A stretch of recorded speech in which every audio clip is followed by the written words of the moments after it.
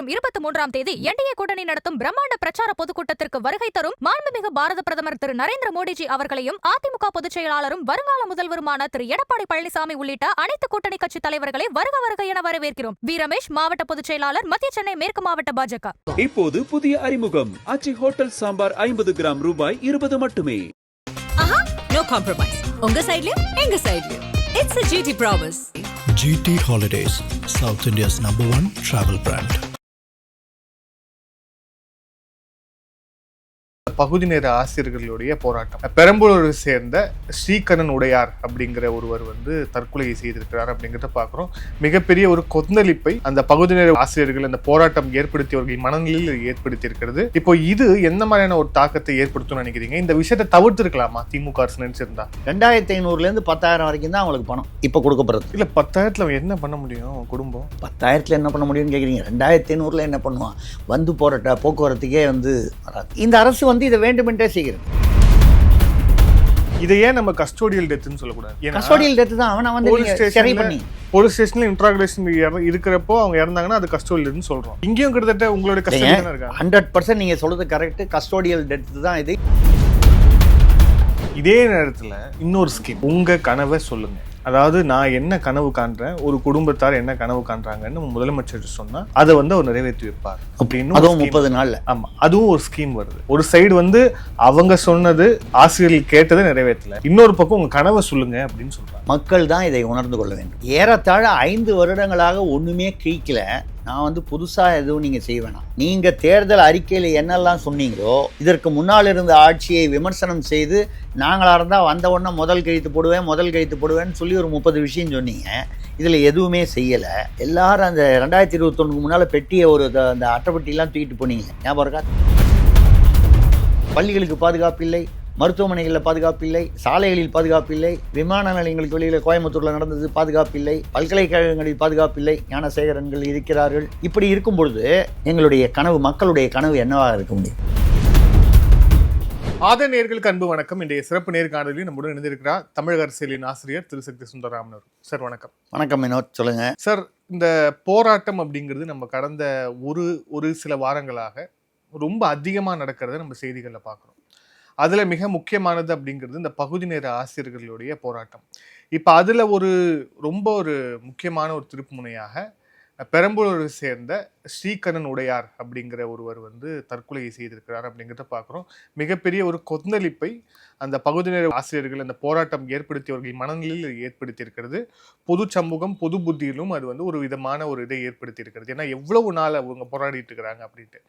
இப்போ இது எந்த மாதிரியான ஒரு தாக்கத்தை ஏற்படுத்தும்னு நினைக்கிறீங்க? இந்த விஷயத்தை தவிர்த்திருக்கலாமா திமுக அரசு நினைச்சிருந்தா? நிச்சயமாக தவிர்த்திருக்கலாம்.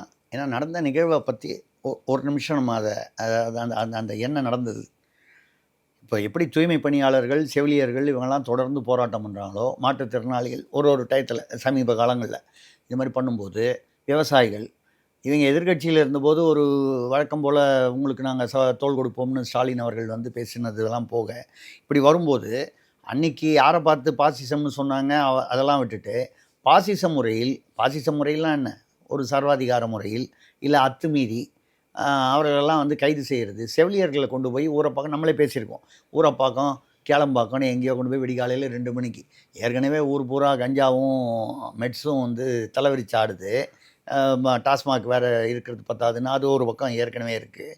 சட்டபூர்வமாகவே டாஸ்மாக்குகளும் அதை ஒட்டி சட்டம் விரோதமான FL1, 2கெல்லாம் லைசன்ஸ் இல்லாமல் எல்லாம் இருக்குது. அப்படிப்பட்ட சூழ்நிலையில் பெண்களை கொண்டு போய், செவிலியர்களை கொண்டு போய் விடிகாலையில் இறக்கி விடுறது வேண்டுமென்றே அவர்களுடைய பாதுகாப்புக்கு எதிரான ஒரு சதி திட்டமாக தெரியுது.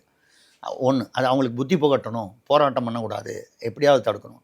அதே மாதிரி தான் அந்த தூய்மை பணியாளர்களுக்கு பார்த்திங்கன்னா திடீர்னு அதில் ஒரு குரூப்பை மட்டும் கவர் பண்ணி ஏதோ ஒன்று ஒத்துக்க வச்சு எல்லாம் ஒத்துக்கிட்டாங்க அப்படின்னு சொல்லி அவங்களுக்கெல்லாம் பிரியாணி கொடுக்குறாங்க.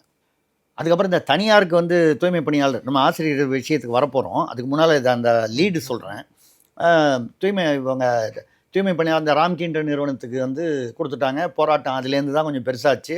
இப்போவும் தொடர்ந்து பல மாதங்களாக தூய்மை பணியாளர்கள் ஒவ்வொரு பகுதியிலும் போராட்டம் செய்து கொண்டே இருக்கிறார். அது தவிர மலேரியா தொழிலாளர்கள்னு அவங்க தனியாக, தூய்மை பணியாளர்கள்லேயே இந்த மலேரியா, அந்த கொசு அடிக்கிறவங்க இப்படி ஆங்காங்கு பண்ணுறாங்க இல்லையா? இதில் வந்து இவங்க என்ன பண்ணாங்க, காலையில் காலை உணவு போடுறேன், அப்புறம் 3 நம்மளும் பேசியிருக்கோம், 3 வேளை உணவு போடுறேன். அப்புறம் இப்போ வந்து அவங்களாம் வந்து நல்லபடியாக நாங்கள் பேசி முடிச்சிட்டோம் அப்படின்னு சொல்லி எல்லாருக்கும் பிரியாணி. அவன் கேட்குறது அவனை வந்து பணி நிரந்தரம் கேட்குறான். 10 வருஷமாக வேலை பார்க்குறான், பணி நிரந்தரம் கேட்குறான். சில பேர் ஊதிய உயர்வு, நியாயமான ஊதியம் கேட்குறாங்க, ஆசிரியர்கள் உட்பட. நீங்கள் அவங்களுக்கு பிரியாணி போடுறேன் இது போடுறேன்னு மட்டும் இல்லாமல், இந்த தனியார் கம்பெனியில் இப்போ அந்த ராம்கி நிறுவனம் போன்ற தனியார் நிறுவனங்களுக்கு வந்து தூய்மை பணியாளர்கள் போயிருக்காங்க பாருங்கள். அவங்களில் 1000 பேருக்கு சிஎம்டிஏ வந்து வீடு ஒதுக்கிடுது, வாடகை வீடு இலவசமாக. நீங்கள் தனியாருக்கு அதை கான்ட்ராக்ட் விட்டதுக்கப்புறம் அந்த தனியாருடைய எம்ப்ளாயீஸ் அவனுக்கு எதுக்காக அரசு இலவசமாக, அந்த இலவசமாக கொடுக்குற அந்த ஏதோ ஒரு காஸ்ட் இருக்குல்ல, ஒரு செலவு, அந்த செலவில் இவனை பணி நிரந்தரம் பண்ணலாமா இல்லையா? இருக்கிறவனை மிச்சம் உள்ளவனையாவது அனுப்பிச்சிட்டிங்க கொஞ்சம் பேரை தனியாருக்கு, அது தவறு.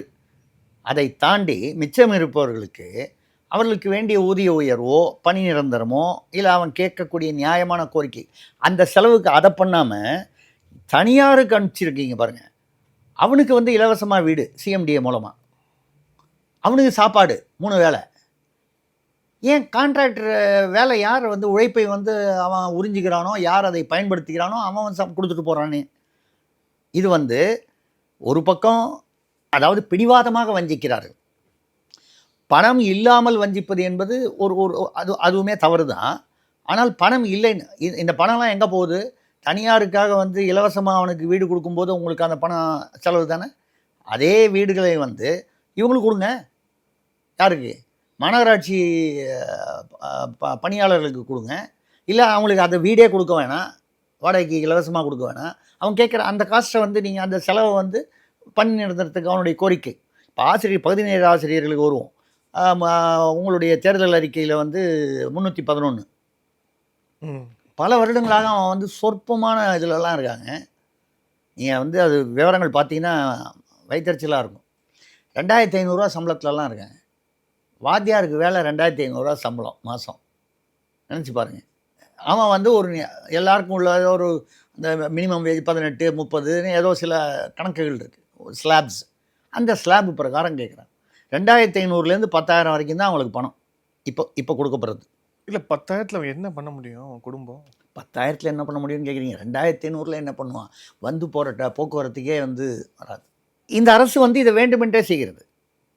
இப்போ இதே தான் வந்து உங்களுக்கு வந்து அறநிலையத்துறையில் வந்து அர்ச்சகர்கள்னு சொல்லிவிட்டு அவங்க 2,000 ரூபா 3,000 ரூபா 4,000 ரூபான்னு சம்பளம் கொடுக்குறீங்க. மௌல்வியாக இருந்தால் 20,000 ரூபா கொடுக்குறீங்க. ஆனால் வந்து அறநிலையத்துறையில் வர வருமானம், உண்டியல் வருமானமோ இல்லை வேறு விதமான வாடகை மற்ற வருமானங்களோ அதெல்லாம் அரசுக்கு போகுது.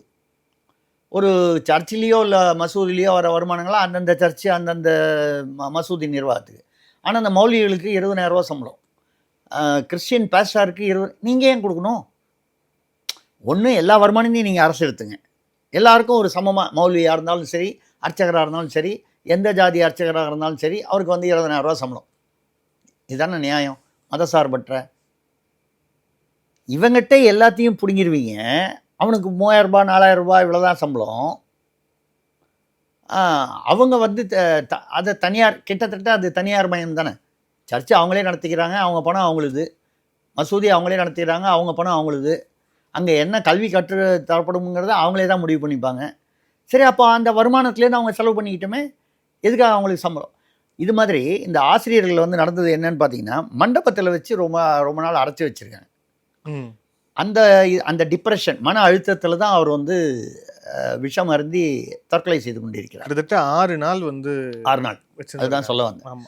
6 நாள் மண்டபத்தில் அடைத்து வைத்தால். ஏங்க, ஒரு சாதாரணமாக ஒரு மண்டபத்தில் அடைச்சி வைக்கிறதுனா கேள்விப்பட்டிருக்கோம் நம்மளும் வந்து. இது வந்து வேறு ஆட்சிகளாமும் நடந்திருக்கு, பொதுவாக மற்ற மாநிலங்கள்லாமும் நடக்கும். கைது பண்ணுவாங்க, கொண்டு போய் ஒரு மண்டபத்தை அடைச்சி வச்சுட்டு சாயந்தரமாக ஆச்சுன்னா ஒரு 6 மணி 7 மணிக்கு விட்டுருவாங்க. 6 நாள். அதே மாதிரி இவங்களை ரிலீஸ் பண்ணி விடும்போது கொண்டு போய் செங்கல்பட்டில் கொண்டு போய் இறக்கி விட்றாங்க, கிளாம்பாக்கத்தில் கொண்டு போய் இறக்கி விட்றாங்க. 1000 பேரை இறக்கி விட்ருக்காங்க. அந்த மாதிரி எப்படி செவிலியர்களை கொண்டு போய் இருட்டில் இறக்கி விட்டாங்களோ அது மாதிரி இறக்கி விட்றாங்க. அங்கேருந்து அவன் எப்படி வருவான்? இன்னொன்று, அதுக்கு வந்து இந்த அரசு வேண்டுமென்றே செய்கிறது, வஞ்சிக்கிறது மக்களை. அது ஆசிரியர்களாகட்டும், செவிலியர்களாகட்டும், தூய்மை பணியாளராகட்டும். ஏன் வேண்டுமென்றே நான் வந்து அழுத்தமாக சொல்கிறேன்னா, பொங்கல் பீரியடில் பார்த்தீங்கன்னா பஸ்ஸு பத்தாதுன்னு சொல்லி ஆம்னி பஸ் வந்து பல பஸ்ஸுகளை வந்து வாடகைக்கு எடுத்தது. அரசு. இங்கேருந்து பொங்கலுக்கு எல்லாரும் ஊருக்கு போவாங்க, திரும்பி வருவாங்க. கிட்டத்தட்ட 23 லட்சம் பேர் சென்னையிலேருந்து பொங்கலுக்காக வெளியே போயிட்டு இப்போது திருப்பி வந்துகிட்டு இருப்பாங்க. இதுக்காக ஆம்னி பஸ்ஸுகளை வந்து சிறப்பு ரயில்கள்லாம் விடுறாங்க ஒரு பக்கம் ரயில்வே. அதை தாண்டி மாநில அரசு வந்து ஆம்னி பஸ்ஸுகளை வாடகைக்கு எடுத்தது. அப்படின்னா என்ன அர்த்தம்? உங்களிடம் போதிய பஸ் இல்லை. அதை நம்ம தவறுன்னு சொல்லலை. திடீர்னு ஒரு ஒரு லட்சக்கணக்கில் மக்கள் வெளியேறாங்க வர்றாங்கும்போது பர்மனன்ட் பேசிஸில் அவ்வளோ பஸ்ஸு வச்சுக்க முடியாதுன்றது நியாயம். அதுவும் எல்லாம் முன் டயர் முன்னால் போகுது, பின் டயர் பின்னால் போகுதுன்னு தனியாக ஓடுது, ஆக்சில் அப்படியே உடஞ்சி போய் நிற்கிது. இப்படிலாம் வேறு மோசமான நிலைமையில் இருக்குது. அதெல்லாம் தாண்டி பஸ்ஸு உங்களுக்கு ஷார்ட்டேஜுன்னு சொல்லி வாடகைக்கு எடுக்கிறீங்க. ஆனால் இந்த பகுதி நேர ஆசிரியர்கள், இடைநிலை ஆசிரியர்கள், இவங்களை 1000 பேரை கொண்டு போய் செங்கல்பட்டில் விடுறதுக்கு 25 பஸ்ஸு யூஸ் பண்ணியிருக்காங்க.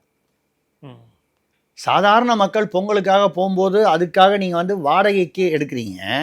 ஆனால் அரசு பஸ்ஸு 25 பஸ்ஸு இவனை கொண்டு போய் வெளியூரில் எங்கே கண்காணாத காடுங்கிற மாதிரி கொஞ்சம் தள்ளி விட்டுற மாதிரி. அதாவது அவன் ரொம்ப தள்ளி விட்டுட்டா அவன் திருப்பி போராட்டத்துக்கு வரமாட்டான், திருப்பி ஒன்றா சேரமாட்டான்.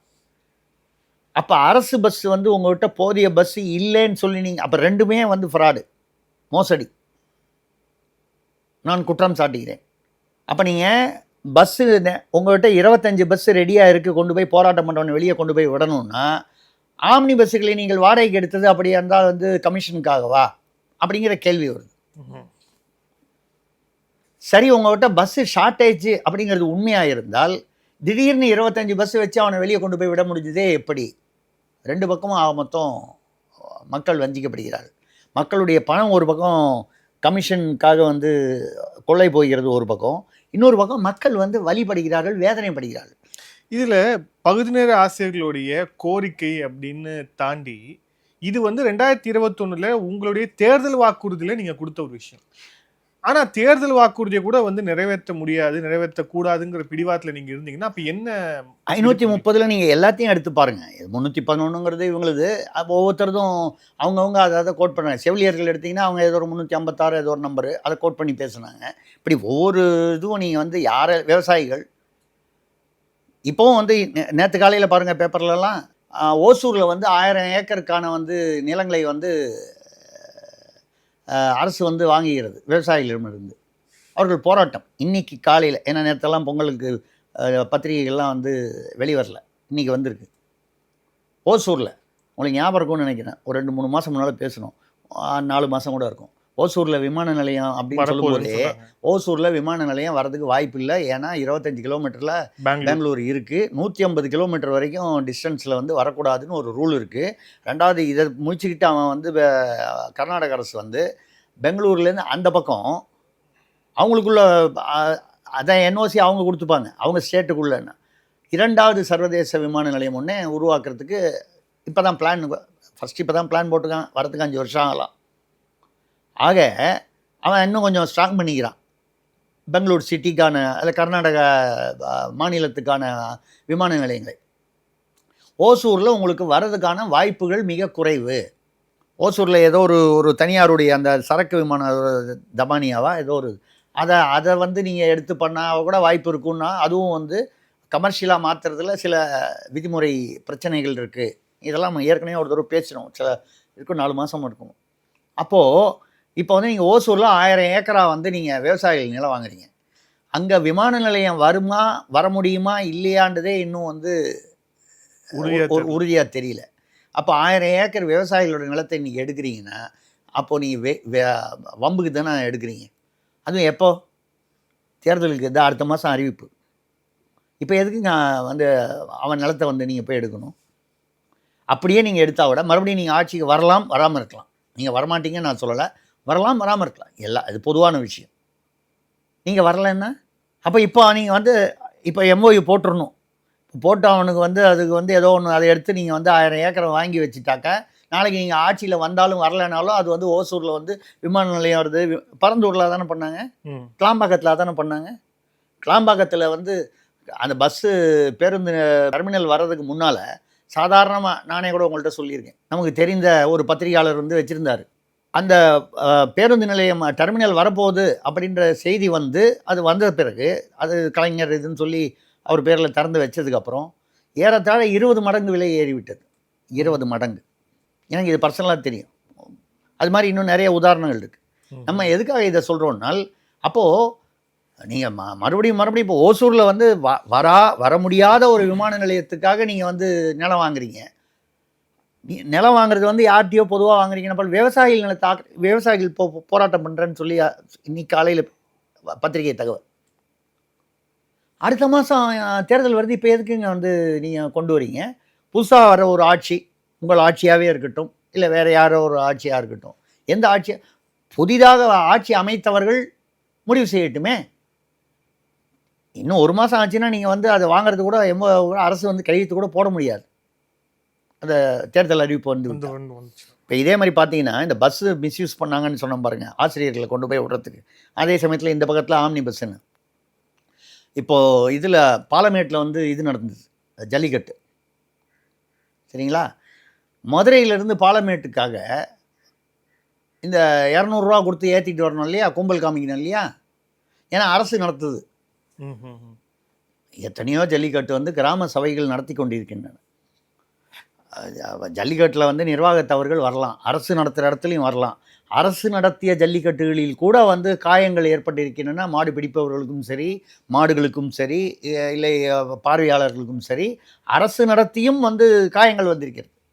அந்த காயங்கள் வந்ததுனாலோ இல்லை ஏதாவது ஒரு நிகழ்வு எதிர்பாராத ஒரு நிகழ்வு ஏற்பட்டதுனாலேயோ வந்து நிர்வாக குறைபாடு என்று சொன்னால் அரசு நடத்தியும் விழாக்களிலும் ஜல்லிக்கட்டு விழாக்களிலும் நடந்திருக்கு. உண்மையிலேயே சொல்லப்போனால் ஜல்லிக்கட்டு கூடாதுன்னு சொல்லி ஜெயராம் ரமேஷ் யூபிஏல இருக்கும்போது அந்த ஹைகோர்ட்டுக்கு போய் அவங்க வந்து அதை தடை செய்து அது விவகாரம் வந்து கோர்ட்டுக்கு போனபோது அது ஜல்லிக்கட்டு வந்து வீர விளையாட்டு அல்ல, அது பிராணி வதை என்று ஜெயராம் ரமேஷ் அமைச்சராக இருக்கும்போது போட்டார். அப்போ யூபிஏல யார் கூட இருந்தது? திமுக. ஜல்லிக்கட்டுக்கு வந்து அனுமதி கொடுத்தது யார்? மத்தியில் உள்ள மோடி அரசு. இப்போ எதுக்கு சொல்கிறேன்னா, மதுரை டு பாலமேடு வரிசையாக பஸ் நிறுத்தி வச்சுருக்காங்க. இன்றைக்கி இப்போ வந்த செய்திகள் காலியா. ஏன்னா வந்து எல்லாரையும் ஃப்ரீயாக ஏற்றிட்டு போய் அங்கே கும்பலை அரசு நடத்துகிற இது அப்படின்னு சொல்லி காமிக்கணும்னு. அவர் துணை முதல்வர் வரார். அரசு விழாவா என்னன்றதை தாண்டி துணை முதல்வர் வரும்போது கூட்டம் அதிகமாக இருக்கணும். இது நடந்ததா? இது எந்த பஸ்ஸுன்னு கேட்டிங்கன்னா, அதுவும் அரசு பஸ் தான். அரசு பஸ்ஸு. பழனியிலேருந்து இப்போ இந்த மாதிரி ஒரு லாங் வீக்கெண்டு வந்துச்சு. பொங்கல், தமிழ் திருநாள், முருகன் வந்து தமிழ் கடவுள்னு சொல்லுவோம். பொதுவாக எல்லா கோயிலையும் கும்பல் இருக்கும். குறிப்பாக முருகன் இருக்கக்கூடிய கோயில்களில் பழனி போன்ற ஒரு பிரபலமான கோயில்களில் வந்து பழனி, திருச்செந்தூர், திருத்தணி இப்படிலாம் வந்து அதிகமாக இருக்கும். பழனியிலேருந்து திரும்பி பழனி போய் கடவுளை தரிசனம் செய்துவிட்டு பழனி கோயிலில் திரும்ப வருவதற்கு பல மணி நேரமாக மக்கள் காத்திருக்கிறார்கள். அங்கே பேருந்துகள் இல்லை.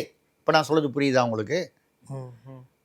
Palani to Madurai, Palani to Chennai, Palani to Kovai போகக்கூடிய பஸ்ஸுகள்லாம் மடக்கி அதெல்லாம் எடுத்து கொண்டு போய் மதுரை டு பாலமேடு வர்றதுக்காக உதயநிதி ஸ்டாலின் அவர்கள் வருகிறார் என்பதற்காக கூட்டம் காண்பிக்க வேண்டும் என்று இங்கே கொண்டு வந்துட்டாங்க.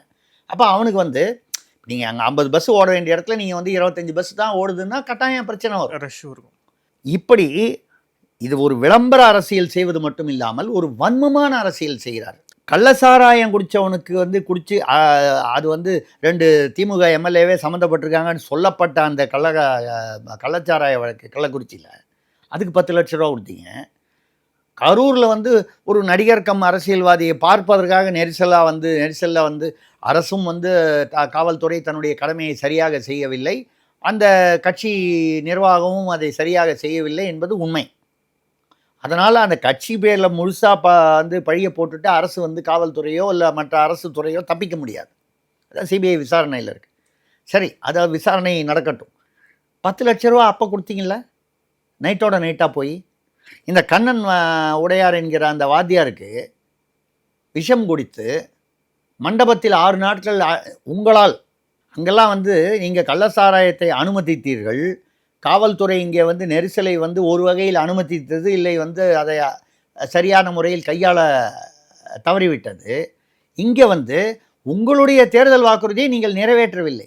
இது அதற்கு போராடிய போது அந்த ஆள் வந்து 6 நாள் மண்டபத்தை அடைச்சி வச்சா என்னங்க பண்ணுவாங்க? சார் எனக்கு ஒரு சின்ன டவுட் இதில், இதை ஏன் நம்ம கஸ்டோடியல் டெத்துன்னு சொல்லக்கூடாது?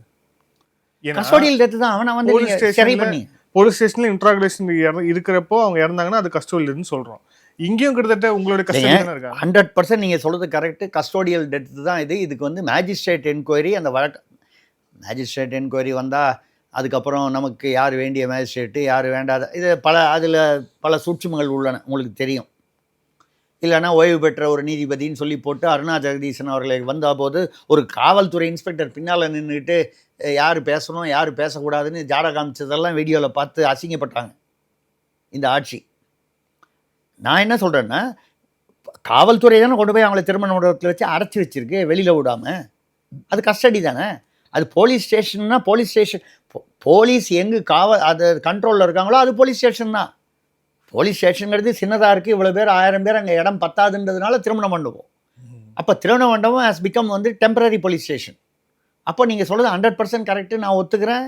அதுதான் நானும் இன்சிஸ்ட் பண்ணுறேன். இது வந்து கஸ்டோடியல் டெத்.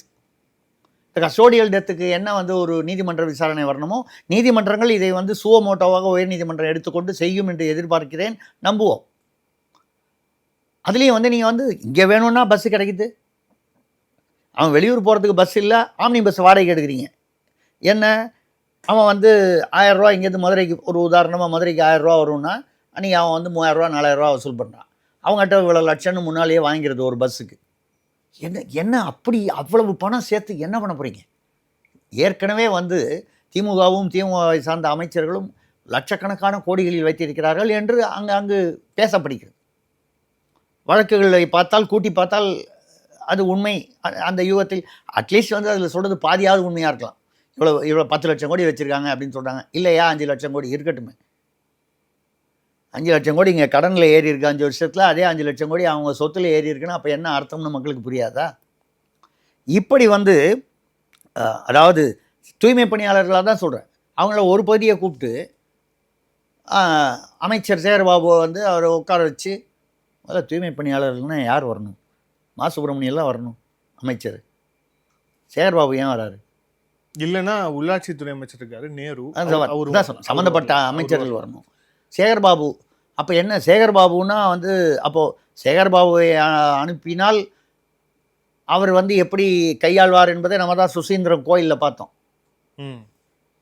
சோறு தான் திங்கிறியா அப்படின்னு நமக்கு அது சொல்கிறதுக்கே கஷ்டமாக இருக்குது. அதை கோயிலுக்குள்ளே வேறு நின்று சொன்னார். அதுவும் அமைச்சர் மாண்புமிகு அமைச்சர். எவனையை பார்த்து நீ ஆம்பளையா இருந்தால் முன்னால் வாடான்னு கூப்பிட்றாரு ஒரு அமைச்சர். இது யார் பேசுகிற பேச்சு? நம்ம அதை வார்த்தை சொல்ல வேண்டாம். நம்ம வரைக்கும் நம்ம நாகரிகமாக இருப்போம். அமைச்சரும் அதே மாதிரி நாகரிகமாக இருப்பார் என்ற நம்பிக்கை மக்களுக்கு வந்து இழந்து விட்டதே. மக்கள் நம்பிக்கை இழந்து விட்டார்களே. நீங்கள் வந்து ஒவ்வொருத்தருக்கும் ஒரு சுபாவம் இருக்கலாம், ஒரு இயல்பு இருக்கலாம், ஒரு பூர்வீகம், ஒரு பின்னணி இருக்கலாம். யாருக்கு வேணாலும் எப்படி வேணாலும் இருக்கலாம். ஆனால் அந்த பதவியில் நாற்காலியில் வந்து உட்காந்திங்கன்னா அந்த நாற்காலிக்கென்று ஒரு மாண்பு இருக்கிறது. அதனால தான் வந்து உட்கார்ந்தவர் யாருன்னு பார்க்காம மாண்புமிகு அமைச்சர்னு சொல்கிறோம். அவருடைய பூர்வீகத்தை பார்த்து வந்து மாண்பு இல்லை அப்படின்னு சொல்லி நம்ம கேன்சல் பண்ணல மாண்பை. யார் வந்து அமர்ந்தாலும் அவர் எப்படிப்பட்டவராக இருந்தாலும் மாண்புமிகு முதல்வர், மாண்புமிகு துணை முதல்வர், மாண்புமிகு முதல்வர், எந்த கட்சியாக இருந்தாலும் சொல்கிறோம். அந்த மாண்பை காப்பாற்ற வேண்டாமா? இந்த பதவியில் இருக்கும்போதாவது. நீங்கள் தான் எதிர்கட்சியாக இருந்தால் வேறு மாதிரி பேசுவீங்க. அந்த மாதிரி வந்து இதை வேண்டுமென்றே இது செய்தார்கள். நிச்சயமாக இது வந்து நீங்கள் என்ன தான் பிரியாணி வாங்கி கொடுத்தீங்க, விழா நடத்துனீங்க, அவங்களுக்கு 3 வேளை சாப்பாடு போடுறேன்னு சொல்கிறீங்க. யாருக்கு 3 வேளை சாப்பாடு போடுறீங்க? தனியாரை கொடுத்ததுக்கப்புறம் அவனுக்கு எதுக்கு சிஎம்டிஏல வீடு அலாட்மெண்ட்டு? அதுக்கப்புறம் அவனுக்கு எதுக்கு 3 வேளை சாப்பாடு? ஆனால் ஒரு வகையில் சேகர்பாபு பாராட்டணும்ல. அவருக்கு தான் சிஎம்டிஏ வருது. அந்த சிஎம்டிஏலே ஒப்பந்த தொழிலாளர்களாக இருந்தாலும் அவங்களுக்கு வீடு. இப்போ இது வந்து இந்த பகுதி நேர ஆசிரியர்கள் இவர் டைரெக்டாக அன்பில் மகேஷோடைய டிபார்ட்மெண்ட்டில் வருது.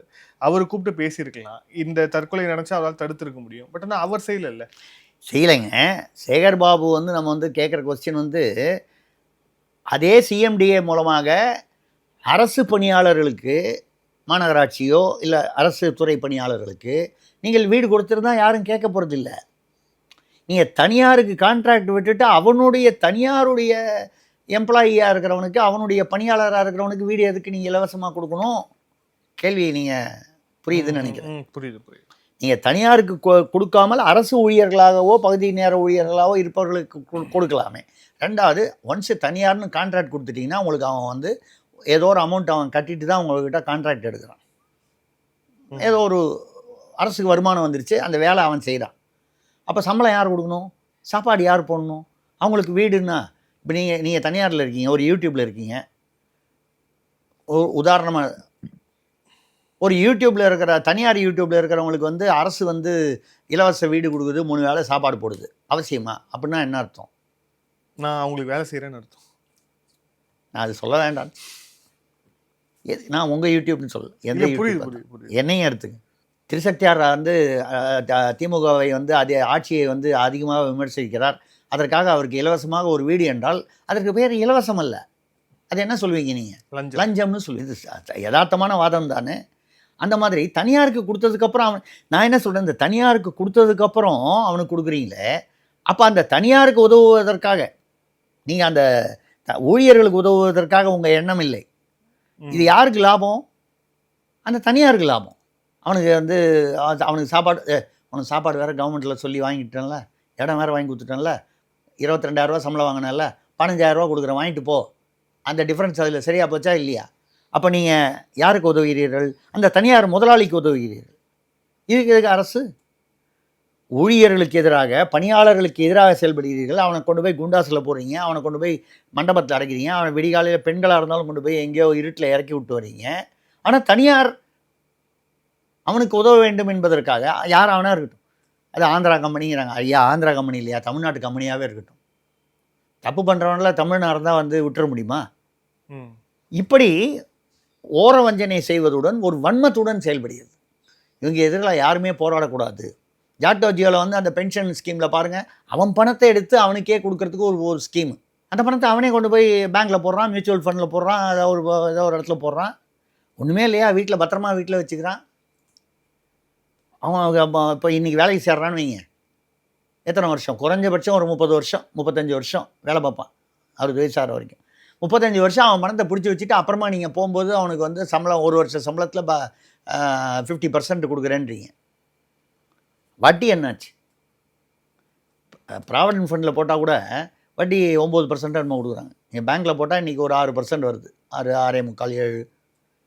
ப்ராவிடன்ட் ஃபண்டில் அதை விட கூட கொடுக்குறாங்க, 8லேருந்து 9% என்னமோ கொடுக்குறாங்க.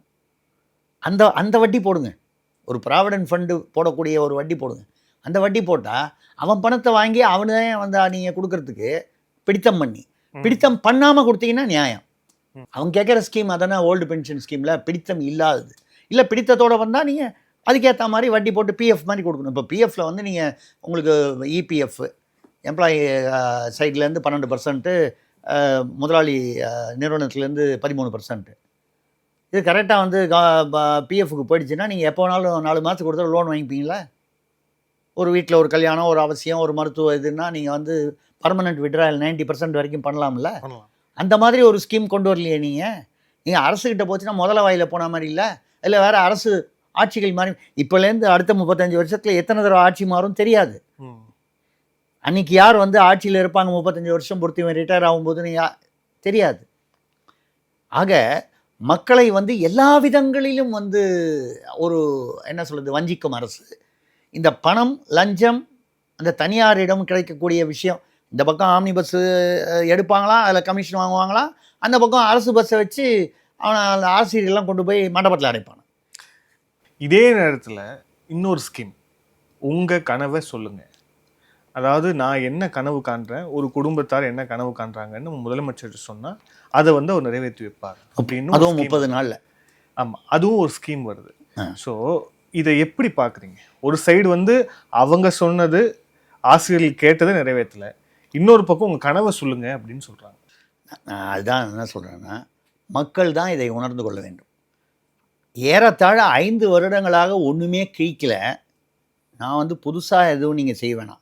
நீங்கள் தேர்தல் அறிக்கையில் என்னெல்லாம் சொன்னீங்களோ, இதற்கு முன்னால் இருந்த ஆட்சியை விமர்சனம் செய்து, நாங்களாக இருந்தால் வந்த உடனே முதல் கையெழுத்து போடுவேன்னு சொல்லி ஒரு 30 விஷயம் சொன்னீங்க. இதில் எதுவுமே செய்யலை. கிட்டத்தட்ட 5 வருடங்கள் தான் முடிய போகுது. இந்த மே வந்தால் அது அந்த சட்டசபை முடிஞ்சிடுது. ஸோ அப்போது 4.5 வருடங்களுக்கு மேலே வந்து நீங்கள் ஒன்றுமே செய்யலை. அவன் கனவை நீங்கள் எல்லாரும் அந்த 2021 முன்னால் பெட்டியை அந்த அட்டைப்பெட்டிலாம் தூக்கிட்டு போனீங்களே, ஞாபகம் இருக்கா? தூக்கிட்டு வந்தாங்களே, உங்களுடைய புகார்களை எல்லாம் போடுங்க, 100 நாளுக்குள்ளே வந்து எல்லாத்தையும் சரி பண்ணுறோன்னு. எத்தனை புகார்கள் வந்தது? எத்தனை புகார்கள் சரி பண்ணாங்க? உங்களுடன் ஸ்டாலின் முகாம் நடத்துனாங்க. முகாமில் வந்த புகார்கள்லாம் வைகை ஆற்றில் கிடந்தது, குப்பை தொட்டியில் கிடந்தது. நம்ம அதெல்லாம் வந்து பார்த்தோம். முகாமில் போய் பட்டா எனக்கு மாற்றி தரணுன்னா அங்கே வந்து லஞ்சம் வாங்கி அதில் கைதானவன் சில பேர், கைது ஆனவன் சில பேர்னா லஞ்சம் கேட்டு வாங்கி கைது ஆகாமல் தப்பித்தவன் இன்னும் நிறைய பேர் இருப்பான். அப்போ நீங்கள் வந்து முகாம் நடத்துவது வந்து லஞ்சம் வசூல் செய்வதற்காகவா, மக்களுக்கு உதவுவதற்காகவா? அந்த முகாம்களிலேயே லஞ்சம் வாங்கப்படுகிறது. அதை கண்காணிக்க கூட முடியாத ஒரு அரசு. நம்ம வந்து அது வக்கற்ற அரசுன்னு சொல்லலாமா, இல்லை அது வந்து அது நாம் போகும் திக்கு தெரியாத திக்கற்ற அரசுன்னு சொல்கிறது? இல்லை வேண்டுமென்றே செய்தீர்கள் என்றால் உங்களை என்ன சொல்ல வேண்டும், என்ன சொல்லி விமர்சிக்கலாம்? இதுதான் நம்ம கேள்வி. அப்போது நீங்கள் வந்து இன்றைக்கி வந்து உங்கள் கனவு என்னன்னு சொல்லுங்கன்னா, எங்களுடைய கனவு ஊழல் இல்லாத சட்ட ஒழுங்கு வந்து ஓரளவு கட்டுப்பாட்டில். ஏன்னா எந்த ஆட்சி வந்தாலும் வந்து 100% வந்து கட்டுப்பாட்டில் இருந்துரும், குற்றங்களே நிகழாமல் 0 குற்றம் அப்படிங்கிறது நடக்காது. ஆனால் இன்று நடைபெறுவது என்ன? 8 வயதிலிருந்து 8 வயது சிறுமியிலேருந்து 80 வயது மூதாட்டி வரைக்கும் பாதுகாப்பு இல்லை பெண்களுக்கு. ரவுடிகள் கேங்கு பாருங்கள், மருத்துவமனையில், கீழ்ப்பாக்கம் மருத்துவமனையில் உள்ளுக்குள்ளே யாரோ அட்மிட் ஆகிருக்காங்க, வெளியில் ஒரு ரவுடி வந்து படுத்திருக்கானா, அரசு மருத்துவமனையில் விடிகாலை 3:30 மணிக்கு 2 மணிக்கோ 3 மணிக்கோ பூந்து 4 பேரோ 5 பேரோ போய் வந்து அவனை வெட்டி கொண்டு இருக்காங்க.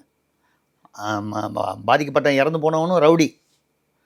ரவுடின்றதுக்காக வந்து இன்னொரு ரவுடியை வந்து வெட்டினா பரவாயில்லையா? அப்புறம் எதுக்கு காவல்துறை? அதே மாதிரி வந்து பார்த்திங்கன்னா இஎஸ்ஐ ஆஸ்பத்திரி சென்னையில் ஒரு மூதாட்டி, அந்த மூதாட்டியை வந்து பரதா போட்ட ஒரு பெண் வந்து மூச்சு ஏதோ கொடுத்து அவரை வந்து இது பண்ணுங்க, அவர் வந்து உயிருக்கு போராடி இருக்கிறார், உயிரிழந்து விட்டதாக இன்னைக்கு காலையில் படித்தேன். உயிருக்கு போராடி கொண்டிருந்தார். அது எப்படிங்க வந்து மருத்துவமனைக்குள்ளே? அதே மாதிரி திருத்தணியில் ஒரு பையன் வந்து இதே மாதிரி ஒரு முன்விரோதத்தால் ஒரு சிறுவன் பாதிக்கப்பட்டு சென்னை ராஜீவ்காந்தி மருத்துவமனையில் அவங்க வந்து புகார் கொடுத்துருக்காங்க. ஏற்கனவே எங்களை ஏதோ ஒரு முன்விரோதத்தினால தாக்குறாங்கன்னு சொல்லி, அந்த சிறுவனை தாக்குறாங்கன்னு சொல்லி அவங்க பெற்றோர் புகார் கொடுத்து காவல்துறை நடவடிக்கை எடுக்காததால் அவன் தாக்கப்பட்டு ராஜீவ்காந்தி மருத்துவமனையில் அனுமதிக்கப்பட்டிருக்கிறான். உயிருக்கு போராடி கொண்டிருக்கிறான் அந்த சிறுவன். இப்போ பெற்றோர் சொல்கிறாங்க, அன்றைக்கே நாங்கள் சொல்கிற போது புகார் வந்து காவல்துறை எடுத்திருந்தால் இது நிகழ்ந்திருக்காது. இப்போவும் எங்களுக்கு பயமாக இருக்குது, ஆஸ்பத்திரியில் பூந்து எதாவது பண்ணிவிடுவாங்களோ. விடிகாலையில் நீங்கள் ஒரு அரசு மருத்துவமனைக்கு சாயந்தரம் 6 மணிக்கு மேலே சாதாரணமாக யாரையாவது பார்க்கணுன்னு போய் பாருங்கள். தனியார் ஆஸ்பத்திரிலையோ இல்லை பொதுவாகவோ அனுமதிக்க மாட்டாங்க, ஒரு குறிப்பிட்ட அந்த விசிட்டிங் ஹவர்ஸ் தாண்டி. விடிகாலையில் 2 மணிக்கோ 3 மணிக்கோ 4 பேர் 5 பேர் கையில் ஆயுதங்களோடு வந்தான்னா என்ன பாதுகாப்பு இருக்குது? மருத்துவமனைகளுக்கு, பள்ளிகளுக்கு பாதுகாப்பு இல்லை, மருத்துவமனைகளில் பாதுகாப்பு இல்லை, சாலைகளில் பாதுகாப்பு இல்லை, விமான நிலையங்களுக்கு வெளியில் கோயம்புத்தூரில் நடந்தது பாதுகாப்பு இல்லை, பல்கலைக்கழகங்களில் பாதுகாப்பு இல்லை, ஞானசேகரன்கள் இருக்கிறார்கள். இப்படி இருக்கும் பொழுது எங்களுடைய கனவு, மக்களுடைய கனவு என்னவாக இருக்க முடியும்?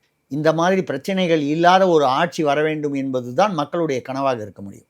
இப்போ மத ரீதியாக பார்த்தீங்கன்னா கூட புகழ்பெற்ற ஒரு நிறுவனமான லயலா கல்லூரி, இந்த லயலா கல்லூரியில் எம்ஏ ஃபிலாசபி முதுகலை தத்துவ படிப்பு. இந்த படிப்பு வந்து யுஜிசி, அதாவது யூனிவர்சிட்டி கிராண்ட்ஸ் கமிஷனுக்கு கீழே எல்லா கல்லூரியும் வரும்.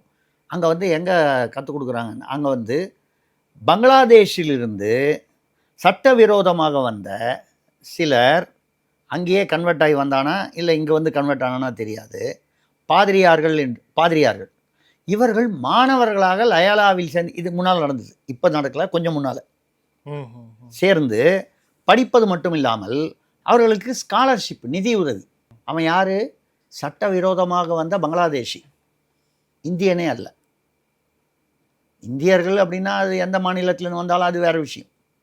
சட்டவிரோதமாக வந்து பாதிரியார், அதுவும் அந்த வயதை மீறியவன், அதாவது ஒரு மாணவ பருவம் தாண்டியவன், ரைட்டு, அவங்களுக்கு ஸ்காலர்ஷிப் கொடுத்து இது கம்ப்ளைண்ட் ஆகி அது வந்து ஒரு சட்ட உரிமைகள் பாதுகாப்பு மன்றம்னு ஒரு இயக்கம், அவங்க வந்து இதை வந்து ஒரு புகாராக கொடுத்து யூஜிசி வந்து என்ன பண்ணிட்டாங்க, 3 வருஷம் வந்து இந்த இதுக்கு தடை. இதுக்கு முன்னால் நடந்தது இன்னும் ஆச்சரியமான விஷயம் என்னென்னா, இந்த பாதிரியார்களை வைத்து நீங்கள் வந்து இந்த கிளாஸ் எடுக்கிறது காலேஜுக்குள்ளே எடுத்திருந்தா கூட பரவாயில்ல, ஒரு பீரியடில் காலேஜுக்குள்ளே எடுத்தால், லயலா காலேஜுக்குள்ளே எடுத்தால் இது வெளியில் தெரியுது அப்படின்றதுனால அடையாறில் சத்யா அப்படின்னு ஒரு பாதிரியார்களுக்கான பயிற்சி நிலையம் தனியார், அங்கே வச்சு லயலா காலேஜ் அங்கே கிளாஸ் எடுக்குது. லயலா காலேஜுடைய எம்ஏ ஃபிலாசபி கிளாஸ் எங்கே எடுக்கிறாங்க? லயலா காலேஜுக்குள்ளே தான் எடுக்கணும். வெளியில் எங்கேயாவது இன்னொரு இடத்துல வந்து நீங்கள் ஒரு பிரான்ச் ஆரம்பித்தா யூஜிசியுடைய அனுமதி இல்லாமல் நீங்கள் கிளை தொடங்க முடியாது, இன்னொரு இடத்தில் போய் பயிற்சி கொடுக்க முடியாது, பயில்விக்க முடியாது. அடையாறில் சத்யா என்கிற ஒரு ஏதோ ஒரு பாதிரியார்களுக்கான பயிற்சி மையம், அதற்கும் லயலாவுக்கு என்ன சம்பந்தம்? இதை வைத்துக்கொண்டு இப்போ வந்து என்ன பண்ணிட்டாங்க, யூஜிசி வந்து 3 வருஷம் இந்த எம்ஏ ஃபிலாசபி வந்து சஸ்பெண்ட் பண்ணிட்டாங்க, நீங்கள் நடத்தக்கூடாது. இப்போ இந்த சட்ட உரிமைகள் பாதுகாப்பு மன்றம் என்ன சொல்லுது, லயலா கல்லூரியுடைய சிறுபான்மை ஸ்டேட்டஸ், மைனாரிட்டி இன்ஸ்டியூஷனுங்கிற ஸ்டேட்டஸ், அதை கேன்சல் பண்ணுங்க. அதுக்கு இன்னொரு காரணமும் இருக்குது. கபாலீஸ்வரர் கோயில் நிலத்தில் தான் வந்து லயலா காலேஜ் வந்து 99 வருஷம் லீஸு முடிஞ்சு பல வருஷங்கள் ஆச்சு. ஆல்ரெடி உச்சநீதிமன்றத்தில் இந்த வழக்கு இருக்குது. நான் வந்து கிறிஸ்தவர்களுக்கு எதிராக எதுவும் சொல்லலை. எதையுமே சட்டபூர்வமாக செய்யுங்கள், சட்ட விரோதமாக செய்யக்கூடாது, அதுவும் ஒரு அரசு செய்யக்கூடாது, அரசு அனுமதிக்கக்கூடாது. அப்பொழுது நீங்கள் இது எங்கே அந்த லயலா காலேஜில் நடந்ததெல்லாம் வந்து எதுக்காக சொல்கிறேன்னா, இங்கே ஏதோ சிறுபான்மையினருக்கு சட்டத்திற்கு உட்பட்டு உதவுங்கள், விதிகளுக்கு உட்பட்டு உதவுங்கள், தவறில்லை. விதிகளை மீறி கிறிஸ்தவர்களுக்கான அரசு அப்படின்னு சொல்லணுங்கிறதுக்காக அரசியலுக்காக பண்ணிங்கன்னா மகாராஷ்டிராவில் பண்ண மாதிரி தான் நடந்த மாதிரி தான் நடக்கும். இப்போ அதில் தான் அதோட நேர்காணல் முடிக்கலாம் அப்படின்ட்டு மகாராஷ்டிரா உள்ளாட்சி தேர்தலுடைய முடிவுகள் வெளியாகிருக்கு. ஸோ என்டிஏ, அதாவது பாஜக தலைமையிலான தேசிய ஜனநாயக கூட்டணி முழுமையாக ஸ்வீப் பண்ணியிருக்கிறாங்க அப்படிங்கிறத 29 மாநகராட்சியிலையும் ஸ்வீப் பண்ணியிருக்கிறாங்க. இதில் சிக்னிஃபிகண்ட்டாக நிறைய விஷயங்கள் இருக்குது. குறிப்பாக வந்து சிவசேனாவுடைய கோட்டையாக இருந்த மும்பை, அது வந்து இப்போ வந்து முதல் முறையாக ஏறக்குறைய 30 ஆண்டுகளுக்கு பிறகு, 30-35 ஆண்டுகளுக்கு பிறகு முதல் முறையாக சிவசேனா அல்லாத ஒரு மேயர், மாநகராட்சி தலைவர் வந்து வரப்போகிறார். பிஜேபியாக தான் இருக்கும், ஏன்னா பிஜேபி கூட்டணியில் ஜெயித்ததுனால அவங்க சிவசேனா ஏக்நாத் ஷிண்டே தலைமையிலான அந்த கூட்டணி கண்டிப்பாக வந்து அங்கே பிஜேபி அதிகமான வாக்குகள் பெற்றிருக்கிறது, கவுன்சிலர்கள் பெற்றிருக்கிறது. ஸோ அதிகமாக பிஜேபி மேயர் தான் வருவார். ஸோ இப்போ அந்த தேர்தல் முடிவுகள் ஒரு பக்கம் பார்த்தாலும் கூட இன்னொரு பக்கம் ஹைலைட் ஆனது அப்படிங்கிறது ராஜ் தாக்கரே வெர்சஸ் அண்ணாமலை. அண்ணாமலை வந்து ஒரு ரசமுலாய் வந்து இங்கே வந்து பேசிகிட்டு இருக்கிறான், நீ யார் இங்கே வந்து பேசுறதுக்கு அப்படின்னு ஒரு மேடையில் விமர்சித்தது. அதுக்கு வந்து நான் வந்து உள்ள ஒருவன், நீ முன்னால் முடிஞ்சா பார்த்துக்கன்னு அண்ணாமலை சொன்னது, இது பயங்கரமாக ஹைலைட் ஆச்சு. ஸோ இந்த சண்டே ஹைலைட் ஆச்சு, இந்த முடிவுகள் இப்படி ஆகிருக்கு. ஸோ ஓவராலாக இது எப்படி பார்க்குறீங்க? நீங்கள் இந்த மகாராஷ்டிராவில் என்ன நடந்தது அப்படின்ற நீங்கள் வந்து ரொம்ப அநாகரிகமாக பேசினார் ராஜ் தாக்கரே, ஆதித்ய தாக்கரே, உத்தவ் தாக்கரே பையன். அண்ணாமலை காலை வெட்டுவேன்னு சொன்னாங்க அநாகரிகமாக. அதுக்கப்புறம் லுங்கி புங்கின்னு சொன்னாங்க. லுங்கி பஜாவோ, லுங்கி ஹட்டாவோ, புங்கி பஜாவோ. அது தமிழில் வந்து மொழிபெயர்க்கிறதுக்கே நமக்கு கூச்சமாக இருக்குது. லுங்கி அவுத்துட்டு மணி அடி, ரொம்ப கொச்சையான வார்த்தை. அடிப்போம், அதான் ஜாகிரதை. ஒன்று கையில் மிதிப்பேன், காலில் மிதிப்பேன்னு சொல்கிறதுக்கு பதிலாக வேறு அர்த்தத்தில் சொல்கிறாங்க. இதை வந்து இந்தியில் சொல்கிறாங்க. எதுக்கு சொன்னாங்க? அவர் வந்து ட்ரிபிள் இன்ஜின், பாஜக ஓட்டு போடுங்க அப்படின்னு பரப்புரை. அவர் பாஜகவை சேர்ந்தவர், பரப்புரை செய்கிறார். ஃபட்னாவிஸ் தலைமையில் மாநில அரசு இருக்குது, மோடி தலைமையில் மத்திய அரசு இருக்குது. பிஎம்சியில் வந்து 75,000 கோடி பட்ஜெட். சென்னை மாநகராட்சி வந்து 8,000 கோடி, பெங்களூர் மாநகராட்சி 19,000 கோடி. இருக்கிறது இந்தியாவிலே காஸ்ட்லியஸ்ட்னு நினைக்கிறேன், ஏஷியாலேயே ஒரு மாநகராட்சிக்கு இவ்வளவு பெரிய பட்ஜெட் அப்படிங்கிறது மிகப்பெரிய, ஏறத்தாழ ஒரு சின்ன வடகிழக்கு மாநிலத்துடைய பட்ஜெட் வரைக்கும் வரக்கூடியது. அப்படி வந்து ஒரு நல்ல, உங்களுக்கு நல்ல நிர்வாகம் அமைய வேண்டுமானால் பாஜகவுக்கு ஓட்டு போடுங்கள், கூட்டணிக்கு ஓட்டு போடுங்கள்னு சொல்கிறார். அவர் அந்த பாஜகவை சேர்ந்தவர் பரப்புரை செய்கிறார். அப்போ வந்து அவர் பேசும்பொழுது என்ன சொல்கிறார், நீங்கள் வந்து மும்பை நகரம் வந்து மகாராஷ்டிராவின் தலைநகர் மட்டுமல்ல அப்படிங்கிற அர்த்தத்தில், இந்த மட்டுமல்ல பிராக்கெட்டில் வச்சுங்க, இது வந்து சர்வதேச தலைநகரம். வணிக ரீதியாக உண்மையிலேயே இன்றைக்கும் வந்து அரசியல் ரீதியாக டெல்லி தலைநகரமாக இருக்கிறதே தவிர வணிக ரீதியாக இன்று வந்து அதிக வணிகம் எங்கே நடைபெறுகிறது, எந்த நகரத்தில்னா மும்பை தான். ஃபினான்ஷியல் கேபிட்டல் இப்போ இல்லை, ஆல்மோஸ்ட் வெள்ளக்கார காலத்திலேருந்தே சொல்கிற அளவுக்கு பல ஆண்டுகளாக. இது பெருமை தானே, உயர்த்தி தானே சொல்கிறாங்க. அது என்ன அர்த்தத்தில் சொல்கிறாங்கன்னால், அது மராட்டியர்களால் தான் வந்து அப்போ நீங்கள் மராட்டிகளுக்கு எதிராக பேசுகிறீங்க. இது அப்படியே வந்து இந்த தமிழ்நாட்டில் கொண்டு வந்தீங்கன்னா இங்கே இந்திய எதிர்ப்பு அப்படின்னு சொல்லி ஒரு படம் பராசக்தி கொண்டு வந்தாங்க, வந்தாங்க. இதெல்லாம் தாண்டி அதில் என்ன 1965 வந்த இந்திய எதிர்ப்பை வந்து கொண்டு வரும்போது நிறைய இந்திரா காந்தியை அவமானப்படுத்தி விட்டார்கள் என்று காங்கிரஸே வந்து கம்ப்ளைண்ட் பண்ணுறாங்க. அதெல்லாம் தள்ளி பார்த்துட்டிங்கன்னா அந்த எந்த உணர்வை தூண்டி விடுகிறார்கள்னா, ராஜ் தாக்கரே திமுக இங்கே என்ன செய்கிறதோ அதைத்தான் ராஜ் தாக்கரே அங்கே செய்தார். இந்த தமிழ் உணர்வு அப்படிங்கிறத தூண்டி விட கடைசியில் இதில் யார் தமிழர்கள்ன்ற ஒரு மிகப்பெரிய கேள்வி இருக்குது. தமிழ், திராவிடம், தமிழர் அல்லாதவர்களுக்கு பேர் தான் திராவிடம், அதற்காக தான் அந்த சௌகரியத்துக்காக தான் வந்து சொல்லக்கூடிய அளவுக்கு, அதாவது தமிழ் வாழ்க, ஆனால் தமிழர்களை வாழ விட மாட்டோம். இந்த ஆசிரியர்கள்லேருந்து செவிலியர்கள்லேருந்து எல்லாத்தையும் வரிசையாக 10 தூய்மை பணியாளர் எல்லாமே தமிழர்கள் வாழக்கூடாது, ஆனால் தமிழ் வாழ்கன்னு நாங்கள் கோஷமிடுவோம். இந்த போலி அந்த அந்த உள்ளூர் உணர்வு இருக்குது பாருங்கள், இந்த நாடக உணர்வு, இதே நாடக உணர்வு தான் மராட்டியில் பண்ணாங்க. அங்கே என்ன ஆச்சுன்னு கேட்டிங்கன்னா, BMC Bombay municipal corporation Mumbai நகரத்தில் வந்து 36% தான் மராட்டியர்கள், பாக்கி 64% வந்து தமிழர்கள், குஜராத்தியர்கள், ஊபி, அப்புறம் பீகார், மற்ற மாநிலங்களை சேர்ந்தவர். இவங்க என்ன நினச்சாரு, ராஜ் தாக்கரே குடும்பம், இந்த மராட்டியர்களை எல்லாரையும் நம்ம ஒன்றுபடுத்திட்டோம்னா, கன்சாலிடேட் பண்ணிட்டோம்னா ஜெயிச்சிருவோம். ஆனால் நடந்தது என்ன, ரிவர்ஸ் கன்சாலிடேஷன். மராட்டியர் அல்லாதவர்னு குஜராத்தி, தமிழர், ஊபி, பீகார் அவ்வளோ பேரும் ஒன்று சேர்ந்து பாஜகவை கொண்டு வந்துட்டான். பாஜக கூட்டணியை கொண்டு வந்துட்டான். அதாவது தாக்கரேவுக்கு எதிராக போயிட்டார். இவ்வளோ வருஷமாக அது வந்து அவர்கள் தாக்கரே அவர்கள் வந்து அந்த குடும்பம் வந்து ஃபுல் கண்ட்ரோலில் இருந்தது. பாம்பே மட்டும் இல்லை, பாம்பே, புனே எல்லா, அதாவது மகாராஷ்டிராவில் பெரும்பாலான மாநகராட்சிகளில் வந்து சிவசேனாவுடைய, அதாவது உத்தவ் தாக்கரே, பால் தாக்கரே இருந்த காலத்தில் பிளவுபடாமல் இருந்த அந்த அவங்க தான் வந்து அதை தாண்டி யாரும் தேர்தலில் நிற்க கூட விட மாட்டாங்க. யாராவது போய் ஃபைல் பண்ணால் கூட அவன் கை காலை ஒடிச்சிருவாங்க. அப்படி ஒரு ஒரு ஒரு வன்முறை கலந்த கட்சி அது. அப்படி இருக்கும் பொழுது என்ன ஆனது, இதை பார்த்து திமுக புரிந்து கொள்ள வேண்டும். நீங்கள் வந்து மைனாரிட்டிஸ், சிறுபான்மையினர், இஸ்லாமியர்கள், கிறிஸ்தவர்கள், இவர்களை கன்சாலிடேட் பண்ணால் நமக்கு ஒரு மினிமம் ஒரு 15-20% கோர் ஓட் பேங்க்கு அப்படின்னு நினச்சிங்கன்னா, திருப்பரங்குன்றத்தில் என்ன நடந்தது பார்த்தீங்கல்ல, இந்துக்கள் அனைவரும் நார்மலாக வந்து அதை ஒரு விதத்தில் திமுகவுக்கு நன்றி சொல்லணும்னு நான் ஏற்கனவே கூட பேசியிருக்கேன். அவர்களை ஒன்றுபடுத்தினார்கள். சாதி ரீதியாக அவர் வந்து இந்த சாதி, அந்த சாதி, மேல் சாதி, கீழ் சாதி, அந்த சாதி, ஒருத்தன் பிரச்சனைகள் இருக்கக்கூடிய அதெல்லாம் தாண்டி ஆன்மீகம் என்ற வகையிலே, பக்தர்கள் என்ற வகையிலே ஒன்று சேர்ந்தார்கள். இதே வந்து தமிழ்நாட்டிலும் மகாராஷ்டிராவில் உள்ளாட்சி தேர்தலில் என்ன நடந்ததோ அந்த மாதிரி ரிவர்ஸ் கன்சாலிடேஷன் நடக்குமானால் திமுக மிகப்பெரிய அதிர்ச்சி தோல்வியை சந்திக்க வேண்டியிருக்கும் 2026. நான் சொல்வது வந்து உங்களுக்கு வந்து இப்படி இல்லை, இப்போ கூட சர்வேலெல்லாம் பார்த்தவங்க 46% சொல்கிறாங்க, இங்கே 45% சொல்கிறாங்க.